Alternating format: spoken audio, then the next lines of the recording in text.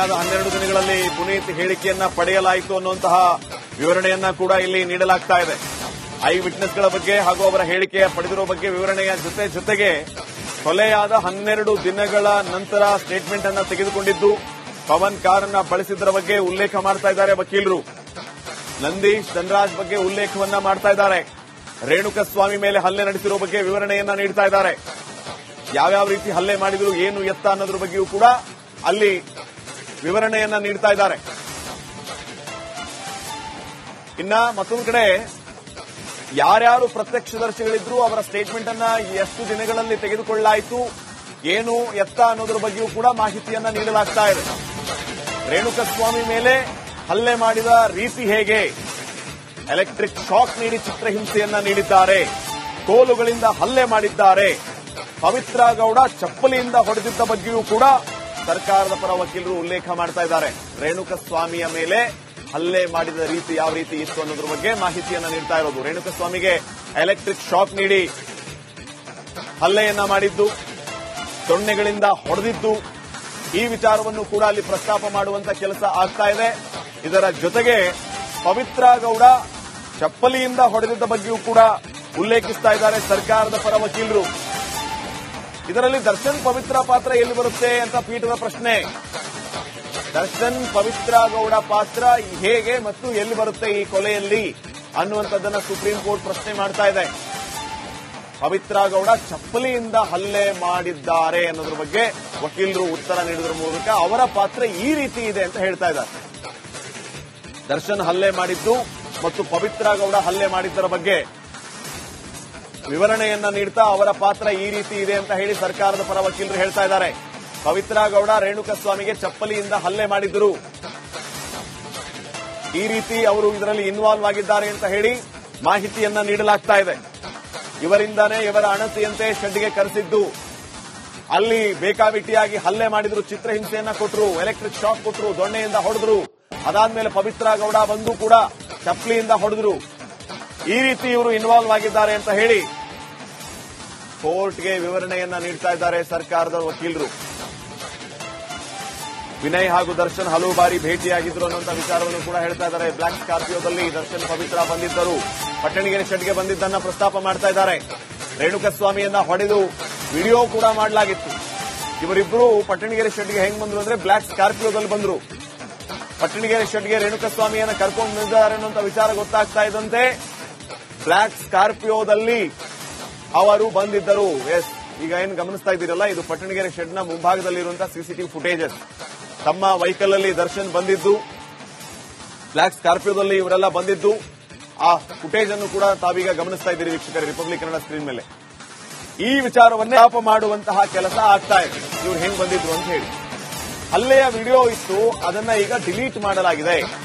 ಕಾರಲ್ಲಿ ಬಂದ ನಂತರ ದರ್ಶನ್ ಹಲ್ಲೆ ಮಾಡಿದ್ದ ಬಗ್ಗೆ ಮಾಹಿತಿ, ಹಲ್ಲೆಯ ವಿಡಿಯೋ ಈಗ ಡಿಲೀಟ್ ಮಾಡಲಾಗಿದೆ.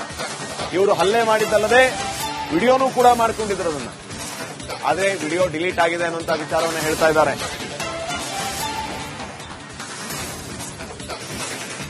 ಪಟ್ಟಣಗೆರೆ ಶೆಡ್ಗೆ ಇವರು ಬಂದಿದ್ದು ಹೇಗೆ, ಇವರಿಗೆ ಯಾರು ವಿಷಯ ತಿಳಿಸಿದ್ರು, ಇವರು ಬಂದ ಮೇಲೆ ಏನ್ ಮಾಡಿದ್ರು, ಯಾವ ರೀತಿ ರೇಣುಕಸ್ವಾಮಿಯನ್ನ ಗುರಿಯಾಗಿಸಿಕೊಂಡು ಹಲ್ಲೆ ಮಾಡಿದರು, ಈ ಎಲ್ಲಾ ವಿಚಾರಗಳ ಬಗ್ಗೆ ಅಲ್ಲಿ ಪೀಠದ ಗಮನಕ್ಕೆ ತರುವಂತಹ ಕೆಲಸ ಆಗ್ತಾ ಇದೆ.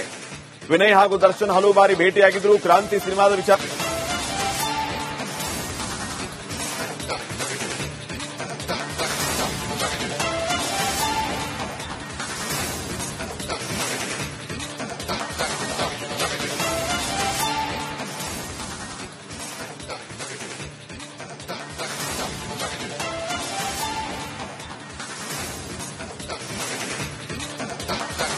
ಕೊಲೆಯಾದ 12 ದಿನಗಳಲ್ಲಿ ಪುನೀತ್ ಹೇಳಿಕೆಯನ್ನ ಪಡೆಯಲಾಯಿತು ಅನ್ನುವಂತಹ ವಿವರಣೆಯನ್ನ ಕೂಡ ಇಲ್ಲಿ ನೀಡಲಾಗ್ತಾ ಇದೆ. ಐ ವಿಟ್ನೆಸ್ಗಳ ಬಗ್ಗೆ ಹಾಗೂ ಅವರ ಹೇಳಿಕೆಯ ಪಡೆದಿರುವ ಬಗ್ಗೆ ವಿವರಣೆಯ ಜೊತೆಗೆ ಕೊಲೆಯಾದ 12 ದಿನಗಳ ನಂತರ ಸ್ಟೇಟ್ಮೆಂಟ್ ಅನ್ನ ತೆಗೆದುಕೊಂಡಿದ್ದು ಪವನ್ ಕಾರನ್ನ ಬಳಸಿದ್ದರ ಬಗ್ಗೆ ಉಲ್ಲೇಖ ಮಾಡ್ತಾ ಇದ್ದಾರೆ ವಕೀಲರು. ನಂದೀಶ್ ಧನರಾಜ್ ಬಗ್ಗೆ ಉಲ್ಲೇಖವನ್ನ ಮಾಡ್ತಾ ಇದ್ದಾರೆ. ರೇಣುಕಸ್ವಾಮಿ ಮೇಲೆ ಹಲ್ಲೆ ನಡೆಸಿರುವ ಬಗ್ಗೆ ವಿವರಣೆಯನ್ನ ನೀಡ್ತಾ ಇದ್ದಾರೆ. ಯಾವ್ಯಾವ ರೀತಿ ಹಲ್ಲೆ ಮಾಡಿದ್ರು, ಏನು ಎತ್ತ ಅನ್ನೋದ್ರ ಬಗ್ಗೆಯೂ ಕೂಡ ಅಲ್ಲಿ ವಿವರಣೆಯನ್ನ ನೀಡ್ತಾ ಇದ್ದಾರೆ. ಇನ್ನ ಮತ್ತೊಂದು ಕಡೆ ಯಾರ್ಯಾರು ಪ್ರತ್ಯಕ್ಷದರ್ಶಿಗಳಿದ್ರು ಅವರ ಸ್ಟೇಟ್ಮೆಂಟ್ ಅನ್ನ ಎಷ್ಟು ದಿನಗಳಲ್ಲಿ ತೆಗೆದುಕೊಳ್ಳಲಾಯಿತು, ಏನು ಎತ್ತ ಅನ್ನೋದ್ರ ಬಗ್ಗೆಯೂ ಕೂಡ ಮಾಹಿತಿಯನ್ನ ನೀಡಲಾಗ್ತಾ ಇದೆ. ರೇಣುಕಸ್ವಾಮಿ ಮೇಲೆ ಹಲ್ಲೆ ಮಾಡಿದ ರೀತಿ ಹೇಗೆ, ಎಲೆಕ್ಟ್ರಿಕ್ ಶಾಕ್ ನೀಡಿ ಚಿತ್ರಹಿಂಸೆಯನ್ನ ನೀಡಿದ್ದಾರೆ, ಕೋಲುಗಳಿಂದ ಹಲ್ಲೆ ಮಾಡಿದ್ದಾರೆ, ಪವಿತ್ರ ಗೌಡ ಚಪ್ಪಲಿಯಿಂದ ಹೊಡೆದಿದ್ದ ಬಗ್ಗೆಯೂ ಕೂಡ ಸರ್ಕಾರದ ಪರ ವಕೀಲರು ಉಲ್ಲೇಖ ಮಾಡ್ತಾ ಇದ್ದಾರೆ. ರೇಣುಕಸ್ವಾಮಿಯ ಮೇಲೆ ಹಲ್ಲೆ ಮಾಡಿದ ರೀತಿ ಯಾವ ರೀತಿ ಇತ್ತು ಅನ್ನೋದ್ರ ಬಗ್ಗೆ ಮಾಹಿತಿಯನ್ನ ನೀಡ್ತಾ ಇರೋದು. ರೇಣುಕಸ್ವಾಮಿಗೆ ಎಲೆಕ್ಟ್ರಿಕ್ ಶಾಕ್ ನೀಡಿ ಹಲ್ಲೆಯನ್ನ ಮಾಡಿದ್ದು, ದೊಣ್ಣೆಗಳಿಂದ ಹೊಡೆದಿದ್ದು, ಈ ವಿಚಾರವನ್ನು ಕೂಡ ಅಲ್ಲಿ ಪ್ರಸ್ತಾಪ ಮಾಡುವಂತ ಕೆಲಸ ಆಗ್ತಾ ಇದೆ. ಇದರ ಜೊತೆಗೆ ಪವಿತ್ರ ಗೌಡ ಚಪ್ಪಲಿಯಿಂದ ಹೊಡೆದಿದ್ದ ಬಗ್ಗೆಯೂ ಕೂಡ ಉಲ್ಲೇಖಿಸ್ತಾ ಇದ್ದಾರೆ ಸರ್ಕಾರದ ಪರ ವಕೀಲರು. ಇದರಲ್ಲಿ ದರ್ಶನ್ ಪವಿತ್ರ ಪಾತ್ರ ಎಲ್ಲಿ ಬರುತ್ತೆ ಅಂತ ಪೀಠದ ಪ್ರಶ್ನೆ. ದರ್ಶನ್ ಪವಿತ್ರ ಗೌಡ ಪಾತ್ರ ಹೇಗೆ ಮತ್ತು ಎಲ್ಲಿ ಬರುತ್ತೆ ಈ ಕೊಲೆಯಲ್ಲಿ ಅನ್ನುವಂಥದ್ದನ್ನ ಸುಪ್ರೀಂ ಕೋರ್ಟ್ ಪ್ರಶ್ನೆ ಮಾಡ್ತಾ ಇದೆ. ಪವಿತ್ರ ಗೌಡ ಚಪ್ಪಲಿಯಿಂದ ಹಲ್ಲೆ ಮಾಡಿದ್ದಾರೆ ಅನ್ನೋದ್ರ ಬಗ್ಗೆ ವಕೀಲರು ಉತ್ತರ ನೀಡುವುದರ ಮೂಲಕ ಅವರ ಪಾತ್ರ ಈ ರೀತಿ ಇದೆ ಅಂತ ಹೇಳ್ತಾ ಇದ್ದಾರೆ. ದರ್ಶನ್ ಹಲ್ಲೆ ಮಾಡಿದ್ದು ಮತ್ತು ಪವಿತ್ರ ಗೌಡ ಹಲ್ಲೆ ಮಾಡಿದ್ದರ ಬಗ್ಗೆ ವಿವರಣೆಯನ್ನ ನೀಡ್ತಾ ಅವರ ಪಾತ್ರ ಈ ರೀತಿ ಇದೆ ಅಂತ ಹೇಳಿ ಸರ್ಕಾರದ ಪರ ವಕೀಲರು ಹೇಳ್ತಾ ಇದ್ದಾರೆ. ಪವಿತ್ರ ಗೌಡ ರೇಣುಕಸ್ವಾಮಿಗೆ ಚಪ್ಪಲಿಯಿಂದ ಹಲ್ಲೆ ಮಾಡಿದ್ದರು, ಈ ರೀತಿ ಅವರು ಇದರಲ್ಲಿ ಇನ್ವಾಲ್ವ್ ಆಗಿದ್ದಾರೆ ಅಂತ ಹೇಳಿ ಮಾಹಿತಿಯನ್ನ ನೀಡಲಾಗ್ತಾ ಇದೆ.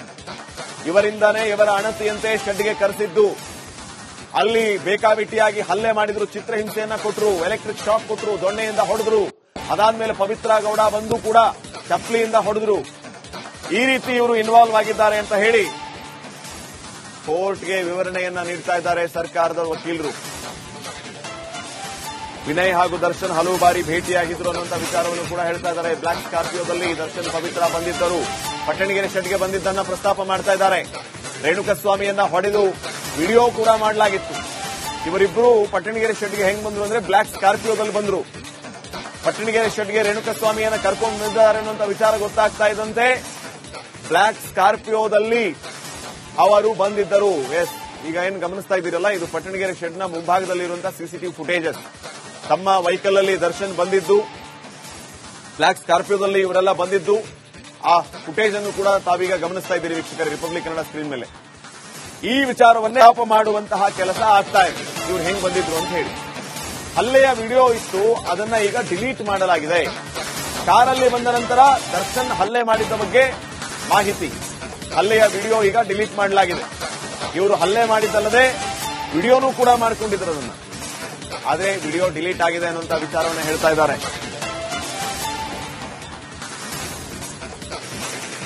ಪಟ್ಟಣಗೆರೆ ಶೆಡ್ಗೆ ಇವರು ಬಂದಿದ್ದು ಹೇಗೆ, ಇವರಿಗೆ ಯಾರು ವಿಷಯ ತಿಳಿಸಿದ್ರು, ಇವರು ಬಂದ ಮೇಲೆ ಏನ್ ಮಾಡಿದ್ರು, ಯಾವ ರೀತಿ ರೇಣುಕಸ್ವಾಮಿಯನ್ನ ಗುರಿಯಾಗಿಸಿಕೊಂಡು ಹಲ್ಲೆ ಮಾಡಿದರು, ಈ ಎಲ್ಲಾ ವಿಚಾರಗಳ ಬಗ್ಗೆ ಅಲ್ಲಿ ಪೀಠದ ಗಮನಕ್ಕೆ ತರುವಂತಹ ಕೆಲಸ ಆಗ್ತಾ ಇದೆ. ವಿನಯ್ ಹಾಗೂ ದರ್ಶನ್ ಹಲವು ಬಾರಿ ಭೇಟಿಯಾಗಿದ್ರು. ಕ್ರಾಂತಿ ಸಿನಿಮಾದ